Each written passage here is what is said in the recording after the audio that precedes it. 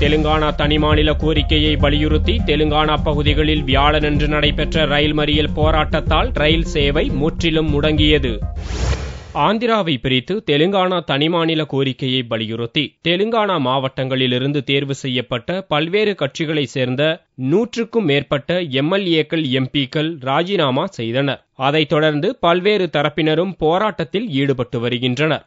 ஐதராபாத்தில் உள்ள உஸ்மானியா பல்கலைக்கழக மாணவர்களும் சாகும் வரை உண்ணாவிரத போராட்டத்தை நடத்தி வருகின்றனர். இந்நிலையில் தெலுங்கானா கூட்டு போராட்ட குழு சார்பில் வியாழனன்று ரயில் மறியல் போராட்டத்திற்கு அழைப்பு விடுக்கப்பட்டிருந்தது. அதன்படி ரயில் மறியல் போராட்டம் நடைபெற்றது. அதனால் தெலுங்கானா பகுதிகளில் ரயில் சேவை முற்றிலும் ஸ்தம்பித்தது. பல இடங்களில் கூட்டு போராட்ட குழுவினர் ரயில் மறியலில் ஈடுபட்டனர். இதனால் 31 எக்ஸ்பிரஸ் ரயில்கள், 116 பயணிகள் ரயில் ரத்து செய்யப்பட்டன. 34 ரயில்கள் பகுதி நேரமாக ரத்து செய்யப்பட்டன. 23 ரயில்களின் நேரம் மாற்றியமைக்கப்பட்டன.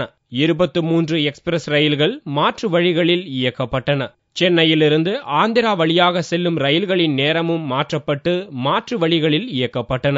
வெளிமாநிலங்களிலிருந்து வந்த 7 ரயில்களை போராட்டக்காரர்கள் வாரங்கல், காஜிப்பேட்டை மற்றும் இதர ரயில் நிலையங்களில் தடுத்து நிறுத்தியதால் பரபரப்பு ஏற்பட்டது. Telangana JAC has given a 12 hours rail roko call on 14th of today, and throughout Telangana 10 districts the people have been observing the rail roko. And the entire rail system in Telangana is paralyzed, and no train is not in a running state. Even now the total people of Telangana has become one side. So many public representatives resigned. In spite of that also, even the people, the High Command is not giving the Telangana. So we are demanding the High Command. You are the responsible for what is happening in Telangana.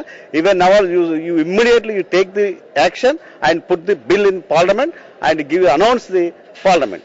ரயில் மறியல் போராட்டத்தை முன்னிட்டு அசம்பாவித சம்பவங்கள் நடப்பதை தடுக்கும் வகையில் எல்லா ரயில் நிலையங்களிலும் பலத்த போலீஸ் பாதுகாப்பு போடப்பட்டிருந்தது.